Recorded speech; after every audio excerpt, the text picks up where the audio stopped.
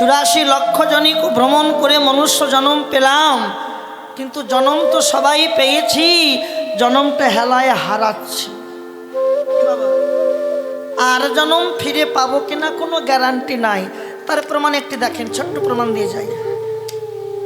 একদিন দেবর্ষি নারদ ভগবান কৃষ্ণকে বলছে, প্রভু চলো একটু মর্তে যাই।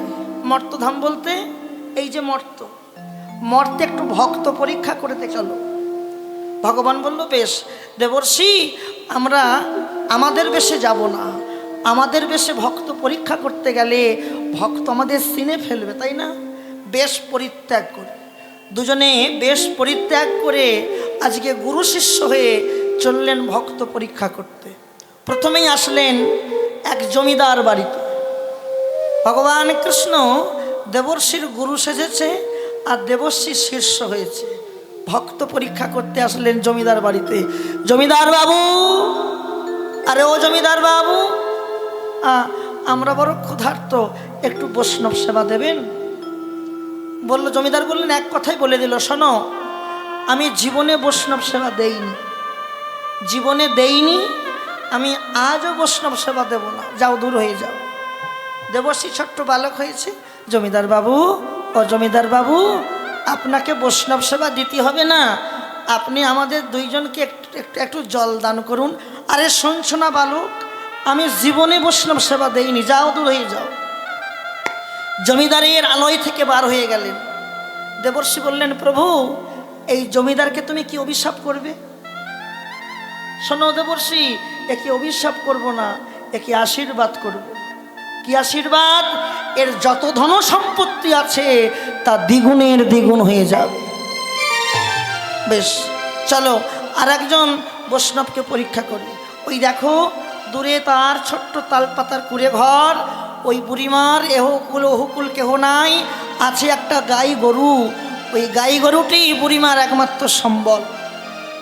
বেশ গেল পরীক্ষা করতে। বুড়িমা, ও বুড়িমা, আমরা দুজন বড় ক্ষুধার্ত, একটু সেবা দেবেন গো। কেমন করে বৈষ্ণব সেবা দিতে হয় শিখে নেন মায়েরা, শিখে নেন। বৈষ্ণব যখন বাড়িতে আসে, গুরুদেব যখন বাড়িতে আসে, চরণ ধোয়ান তো, তাহলে চরণ ধোয়ার পর চরণটা কি দিয়ে মোছেন? না, চরণ মুছতে হলে মাথার কেশটা খুলে চরণটা মুছতে হয়। কেন? বৈষ্ণবের দেহ হচ্ছে সূক্ষ্ম দেহ, যদি একটু আঁচল লেগে যায় বৈষ্ণব অপরাধী হয়ে যেতে হয়। বুড়িমা তার মাথার কেশ খুলে দুই বৈষ্ণবের চরণ ধোয়াইয়ে চরণ মুছাইয়ে যতন করে সেবা দিয়েছে। সেবা নিতে নিতে নারদ ভগবানকে বলছে, প্রভু এই বুড়িমাকে তুমি কি আশীর্বাদ করবে? দেবর্ষি, এই বুড়িমাকে আমি আশীর্বাদ করব না, একে আমি অভিশাপ দেব। কি? আপনি এই বুড়িমাকে অভিশাপ দেবেন? আপনার কি লীলা প্রভু, লীলা?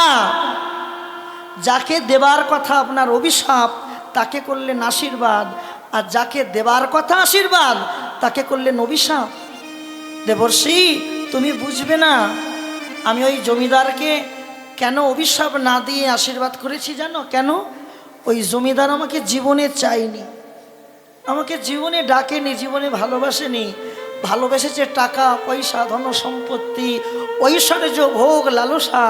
তাই তোকে আমি অভিশাপ নিয়ে আশীর্বাদ করলাম, যা তোর দ্বিগুণের দ্বিগুণ হবে। কিন্তু যেদিন আমার ভবতরীর পারঘাটায় এসে দাঁড়াবে, সেদিন ওকে আমি বুঝিয়ে দেব কে ওকে পার করবে। আমি পার করব না আমার নাম ওকে পার করবে, না টাকা পয়সা ধন সম্পত্তি ওকে পার করবে।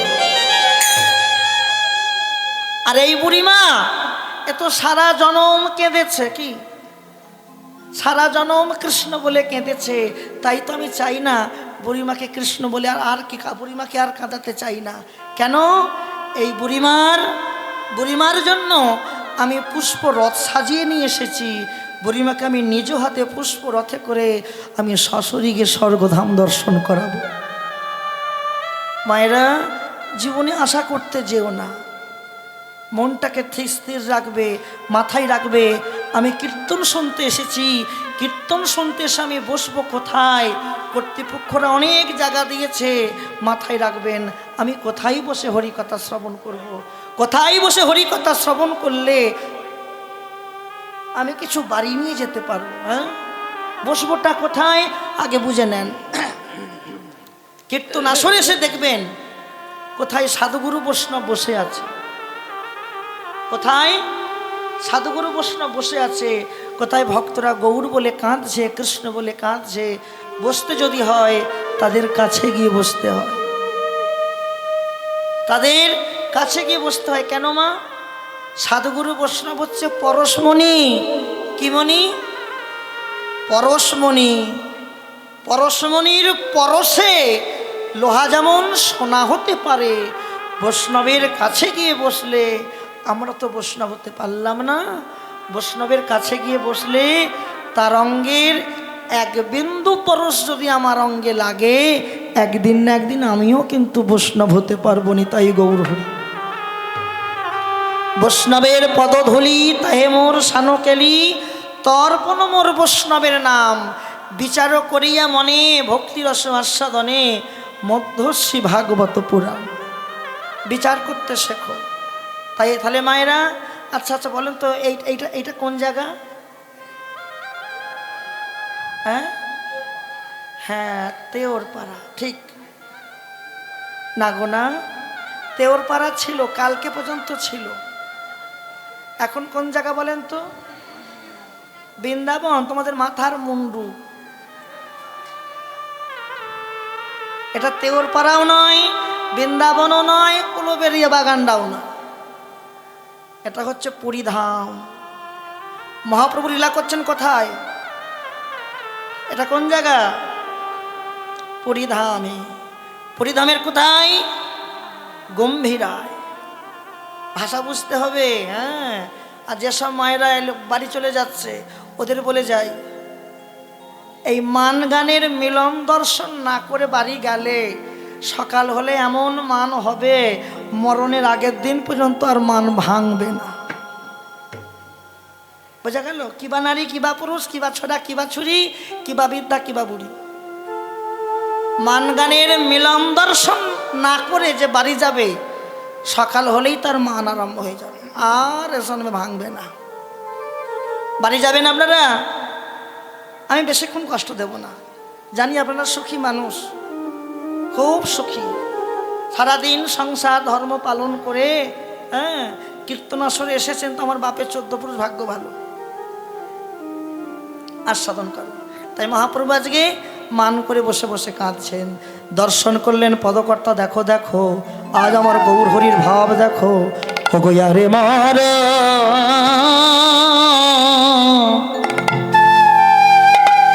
আরে মর আরে মর আমার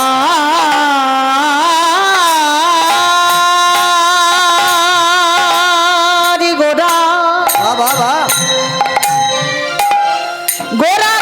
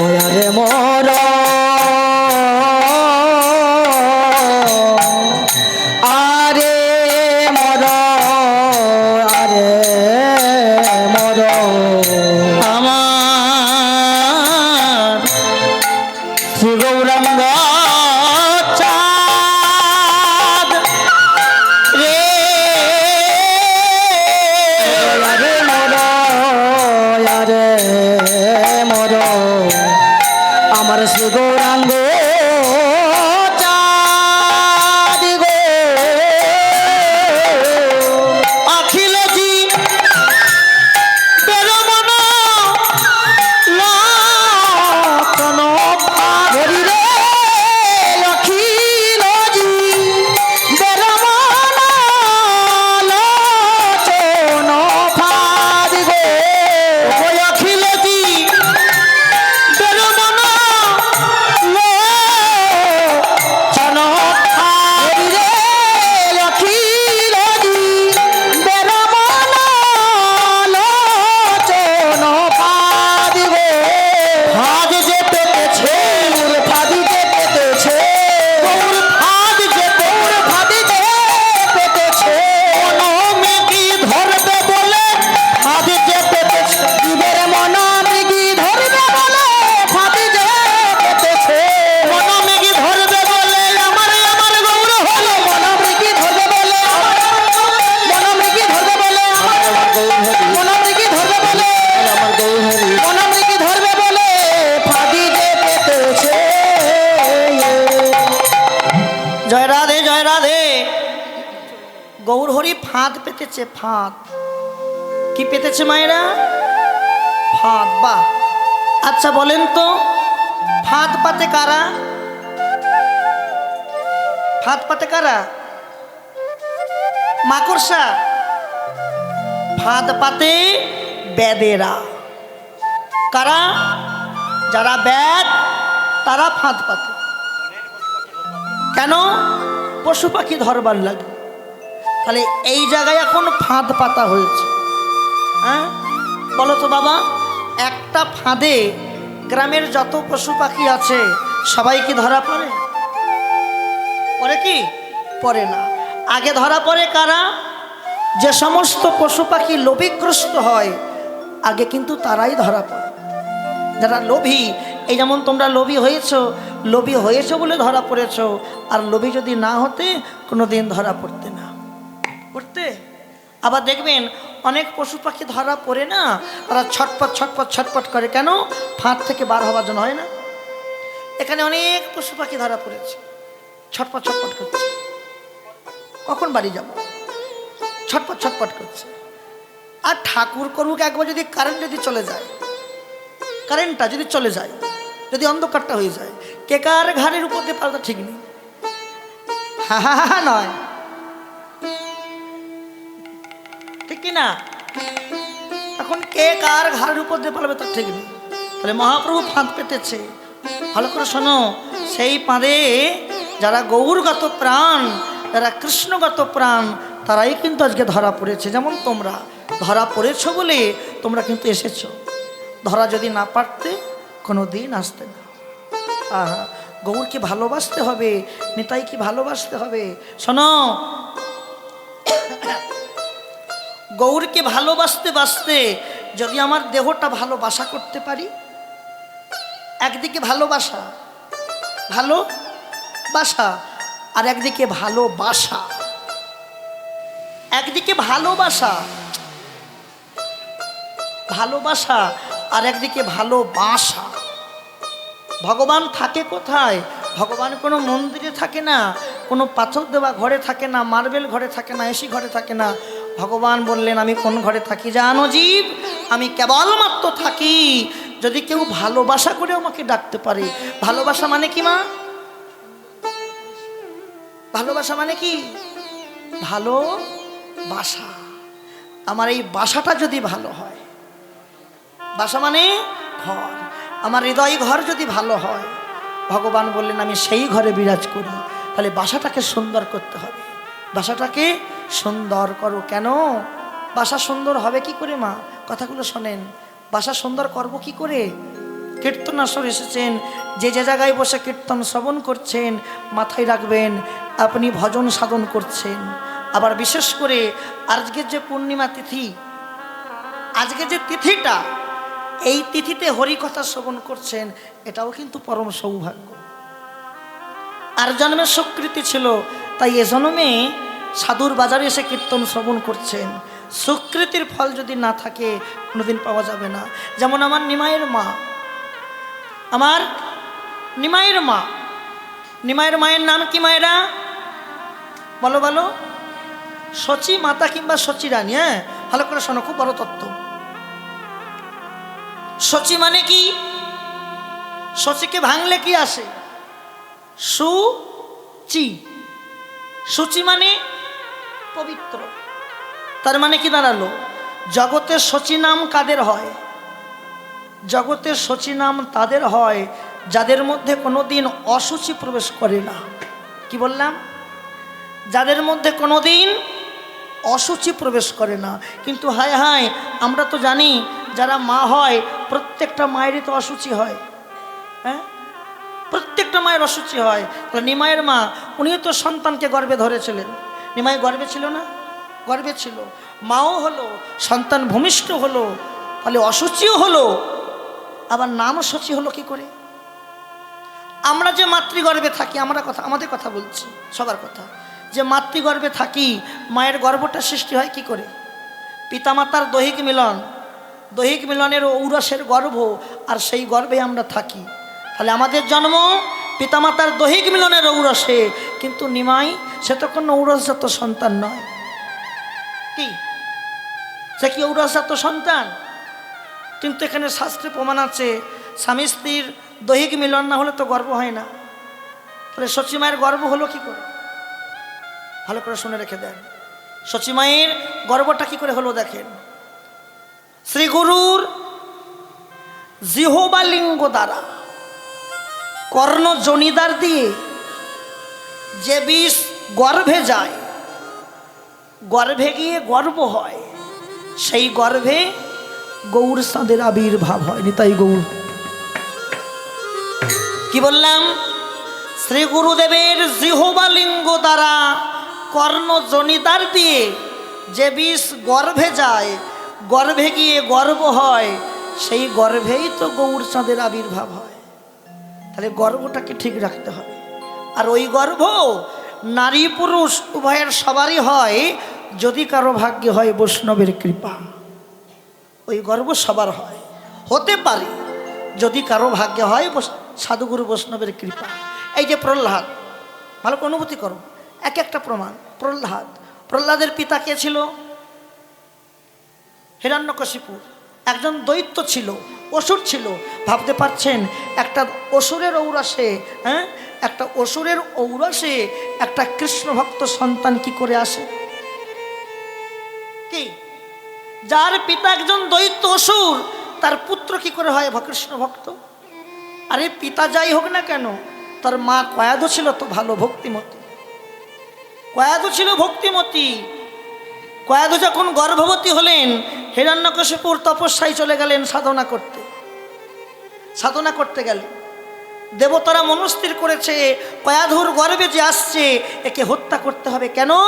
কারণ একজন অসুরের ঔরসজাত সন্তান, এই মনস্থির করেছে। আর কয়াধু এই ভয়ে চলে গেলেন নারদমণির আশ্রমে। নারদমণিকে সমস্ত কথা খুলে বললেন। নারদমণি কয়াধুকে আশীর্বাদ করলো, কয়াধু আমি তোকে আশীর্বাদ করলাম, যতদিন না তোর স্বামী তপস্যা করে ফিরে আসে ততদিন তোর গর্ভপাত হবে না। আচ্ছা বলেন তো, হিরণ্যকশিপুর কতদিন পর তপস্যা করে ফিরে এলো? শুনে রেখে দাও, 5000 বৎসর। কতদিন? 5000 বৎসর। তাহলে প্রহ্লাদ মায়ের গর্ভে কতদিন ছিল? 5000 বৎসর। আর আমরা কদিন থাকি? 10 মাস 10 দিন। তাও মা সহ্য করতে পারে না। আরে তাহলে 5000 বৎসর ধরে সন্তানকে গর্ভে ধরে রেখেছিল। কৃষ্ণ ভক্ত হলো কি করে প্রহ্লাদ মায়ের গর্ভে যখন থাকতো, মা কয়াধু ওই নারদমণির আশ্রমটা প্রত্যেক দিন প্রভাতকালে ঝাড়ু দিত। ঝাড়ু দিতে দিতে ওই সাধুগুরু বৈষ্ণবের চরণ ধুলা পড়ে থাকতো না? হ্যাঁ, ঝাড়ু দিলে চরণ ধুলা ওড়ে না? তাহলে কয়াধু যখন ঝাড়ু দিচ্ছে, ঝাড়ু দিতে দিতে নাসিকার ভিতর দিয়ে, বদনের ভিতর দিয়ে সাধুগুরু বৈষ্ণবের চরণ ধুলা কয়াধুর গর্ভের ভেতরে যেত। আর প্রহ্লাদ মায়ের গর্ভে থাকতে থাকতে, শুয়ে থাকতে থাকতে ভক্ত বৈষ্ণবের চরণ ধুলি পেত। তাহলে সেই সন্তান বড় হয়ে ভক্ত হবে না অসুর হবে? কি বাবা, সেই সন্তান তো ভক্ত হবেই। আবার এরও তত্ত্ব আছে, এরও তত্ত্ব আছে। ওই যে হিরণ্যকশিপুর প্রহ্লাদের পিতা, ও তো একটা অসুর, অসুর না, দৈত্য। আচ্ছা বলেন তো, এ ভালো মানুষ না খারাপ মানুষ? কথা বলেন মায়েরা, কি কথা বলে গো এরা? এরা ভালো মানুষ না খারাপ মানুষ? ভালো মানুষ। হ্যাঁ, তা ভালো যদি হবে নিজের পুত্রকে মারতে চেষ্টা করে কেন? কতবার মারতে গিয়েছে, বড় বড় পাথরের সঙ্গে বেঁধে প্রহ্লাদকে নদীর জলে ফেলে দিল। পাথর ডুববে না ভাসবে? ডুবে যাবে। তা প্রহ্লাদ ভেসে উঠেছে। পিতা প্রশ্ন করছে, আরে প্রহ্লাদ, তোকে এত বড় বড় পাথরের সঙ্গে বেঁধে নদীর জলে ফেলে দিলাম, তুই ভাসলি কি করে? প্রহ্লাদ বলল, পিতা তুমি কি জানো না, হরিনামে পাথর ভাসে আর শোলা ডুবে যায়। তুমি যখন আমাকে নদীর জলে ফেলে দিলে, আমি তো নদীর জলে শুয়ে থাকতে থাকতে হরিনাম করেছিলাম, আর হরিনামে কি পাথর ডোবে? একদিন প্রহ্লাদকে মারবার জন্য কিছু লাড্ডু নিয়ে এসছে, লাড্ডু। এটা মনে রাখেন তত্ত্বটা। লাড্ডু দিয়ে, লাড্ডুতে বিষ মাখিয়েছে, বিষ মাখিয়ে হিরণ্যকশিপুর প্রহরীকে ডাকছে, প্রহরী প্রহরী, এই বিষ মাখানো লাড্ডু যাও আমার প্রহ্লাদকে দিয়ে আসো। কাকে দিয়ে আসতে বললো? আমার প্রহ্লাদকে যাও দিয়ে আসো। প্রহরী বলছে, আপনি কেমন পিতা, নিজের সন্তানকে বিষ তুলে দিচ্ছেন? প্রহরী, এটা আমার আদেশ, যাও। প্রহরী চলে গেলেন। প্রহ্লাদ, প্রহ্লাদ, এনে প্রহ্লাদ, তোর পিতা তোর জন্য লাড্ডু পাঠিয়েছে, ধর। কথা বলেন না, কথা বলছেন কেন? তোর পিতা তোর জন্য লাড্ডু পাঠিয়েছে, ধর ধর প্রহ্লাদ। ও পিতা পাঠিয়েছে, দাও দাও দাও দাও দাও। বাঁচলো কি করে? বিষ দিয়েছে তো, ভালো করে শোনো। প্রহ্লাদ বলছে, ছোট প্রহ্লাদ তো, প্রহরী, ও প্রহরী, তুমি তো আমার জন্য লাড্ডু নিয়ে এসেছো, পিতা পাঠিয়েছে, তা আমি একটা জিনিস চাইবো, আমাকে দেবে? বল প্রহ্লাদ, কি চাস? তোর মতো কৃষ্ণ ভক্ত সন্তানের দিয়ে যদি আমি কিছুকে সাহায্য করতে পারি, আমার জন্ম যে ধন্য হবে, বল তুই কি চাস? প্রহরী, আমাকে কটা তুলসী পত্র দেবে? দেখো বিষ ছিল, কথা বলছেন কেন?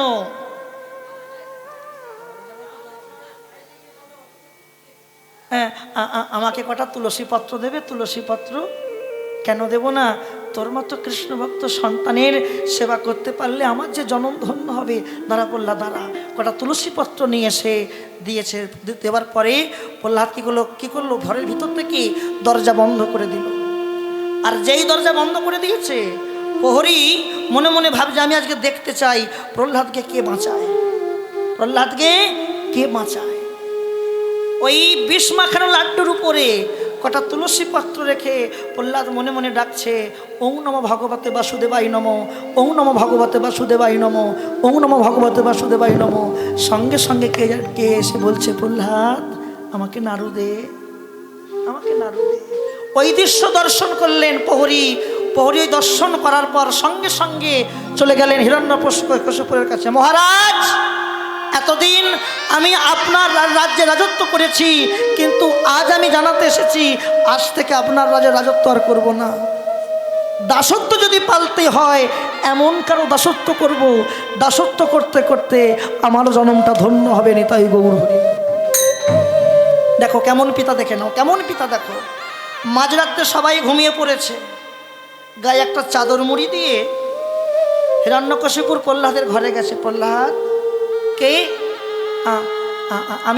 আমি তোর পিতা। একই পিতা, আপনি এত রাত্রে এসেছেন কেন? প্রহ্লাদ, আমি তোকে যে লাড্ডু পাঠিয়েছিলাম, তুই সব সেবা করেছিস? হ্যাঁ পিতা, আমি সব সেবা করেছি। মৃদু মৃদু বাক্যে বলছে, প্রহ্লাদ তুই আমার জন্য একটু প্রসাদ রাখিস নি? একটু প্রসাদ রাখতে পারলি নি? ওই প্রসাদটা পেয়ে দেখতাম, তোর মতো কৃষ্ণ ভক্ত সন্তানের প্রসাদ যদি একটু পেতে পারতাম, না জানি আমার দেহের প্রত্যেকটা শিরা, আমার দেহে যা আছে, হয়তো সব উদ্ধার হলেও হতে পারতো। নিতাই গৌর হরি। মাথায় রাখবেন, জীবনটা অন্য কিছু নয়, জীবনটা হচ্ছে কৃষ্ণ ভজনের যোগ্য জনম। কৃষ্ণ ভজনের যোগ্য জনম পেয়ে এই জনম যেন হেলায় হারায় না। কৃষ্ণ বলে কাঁদো, গৌর বলে কাঁদো, কাঁদতে কাঁদতে কৃপা যদি হয়তো হতে পারে, এছাড়া পেভাবেতে আর কিছু নাই, আর কিছু নাই। মায়েরা, এই মায়ার সংসার কার সংসার? আমার সংসার, তোমার সংসার, আপনাদের সংসার। সংসার কারো চিরস্থায়ী নয়, চিরস্থায়ী মায়ার সংসার ছেড়ে কবে চলে যেতে হবে কেউ জানে না। জানে কি? তবে হ্যাঁ, গুরু বৈষ্ণবকে জানিয়ে যান যে আমি যখনই সংসার ছেড়ে বিদায় নেব, বিদায় নেবার সময় গৌর হরি যেন আমার এই বদনে আমি তোমাকে যেন একবার ডাকতে পারি, আর কিছু না। মহাজন কলম দিচ্ছে, এই মায়ার সংসার ছেড়ে একদিন চলে যেতে হবে। এই মায়ার সংসার, এটাই গৌর হরি ছেড়ে একদিন